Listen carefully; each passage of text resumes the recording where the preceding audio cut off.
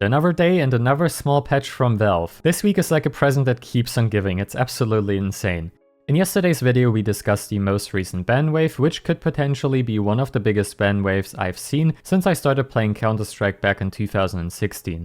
This one specifically seemed to target blatant cheaters, and as of making this video we do not even know the full scope of this ban wave, which is pretty crazy to be honest. But judging by the amount of players that got removed from the Premier leaderboard as showcased by Aquarius, it most likely has to be in the thousands, which is pretty insane to be honest. But Valve did not stop there, as it seems like VAC Live may be finally working. Yesterday we saw the first instances of matches being cancelled due to irregular gameplay. The affected players however did not receive a ban, but in some cases a cooldown was applied. As it seems from this, the feature itself was possibly not 100% implemented yet, as in some cases people received a cooldown, while other times they didn't receive a cooldown whatsoever.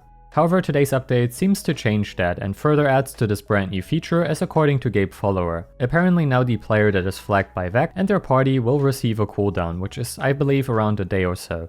They also made some further progress on the Overwatch system, which as far as I'm aware is still being worked on. And this already concludes the news regarding the anti-cheat. Now with that out of the way, let's move on to the bug fixes. This most recent patch brings workshop map support for the arms race game mode, which is pretty nice to see, and we've already seen quite a few submissions. This is one of the maps that was submitted to the workshop, and I think this one actually doesn't look too bad.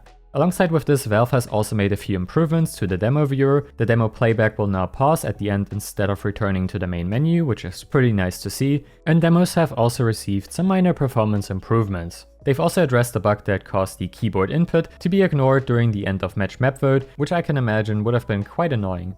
Lastly, Valve also fixed the bug where the user interface characters always had the default gloves equipped.